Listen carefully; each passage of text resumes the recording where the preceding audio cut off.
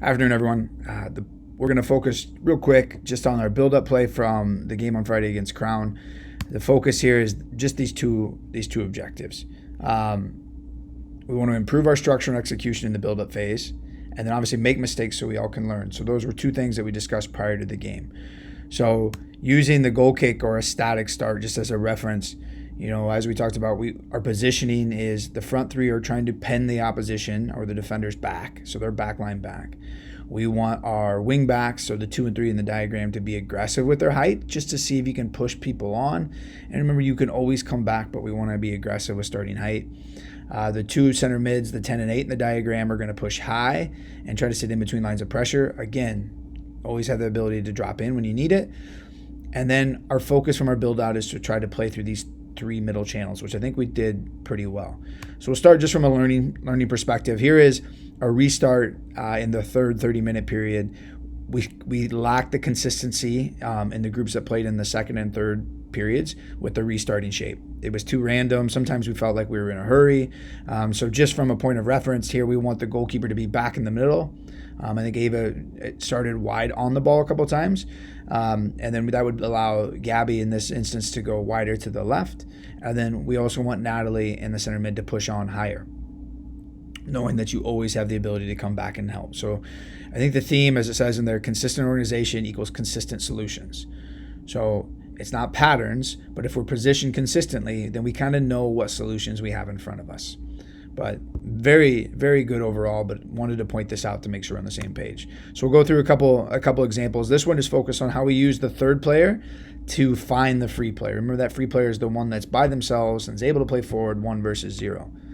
So we'll let it roll. Positive note here is that we use the throw in instead of trying to force it forward to find people that have the time and space to play. And we look to switch the point.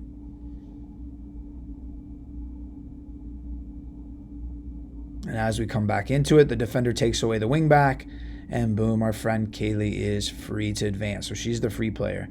And the next step, as you can see, if you watch that again, her final pass, I know she would want it back, but you can see what this does. So when Kaylee becomes the free player, their outside back has to come out and defend her. And that leaves a huge gap for us to play someone into the space down the line. So their winger comes, we play past them. The outside back has to come out to Kaylee, who's going to deal with her. And as you can see, there's a huge acre of space we could have rolled Denise into. So just from a visual, there's that first player. So Lee was on the ball, plays to the second player, Sydney, who is not able to see forward or play forward. So she finds someone else who happens to be Kaylee, who's the free player facing forward. Yeah. Another one that I think was a good example of the work that you guys were doing, I was impressed with the level of this, is our ability to reorganize. So we tried to build, in this case, as you can see, we have some positional interchange, like people change roles and change positions. We're patient. Gabby resets for the goalkeeper. It gets out to Ty, and Ty looks to carry forward to try to draw defenders out and solve the problem. You see, Lee tries to shift as Gabby keeps going. We have a center mid drop in, and we keep that shape. Now Lee's on the ball. And now through all that reorganization, now we're able to progress down the line. And it's just simple, one next extra player to the next extra player, which brings Sydney in on goal.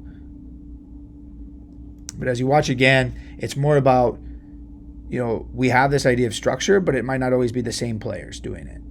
So because of, as we move the ball and we circulate it, and Ty makes the choice to carry in, the rest of us reorganize, which is very good to see already, that we're able to communicate that, make sure that we still have that structure, because we have to be ready for when we lose the ball. Always thinking, what's going to happen if we lose the ball? So look at that. Holding mid, drops in. I believe that's even Tally comes in and helps protect the back line, and then we're able to progress. And then finally, we're going to end on a nice highlight, which I think, really is a great representation of the work that you guys have done so far in the season. We build, we circulate the ball, it's patient, and it leads to one of those goals from the patterns that we worked on.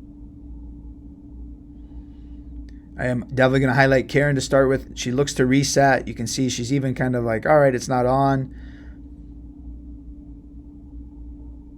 And we're just patient. Now, when Tide makes the decision to carry forward, you can start to see that domino effect. Someone steps to her, she releases it to the next player. Our wingback dribbles.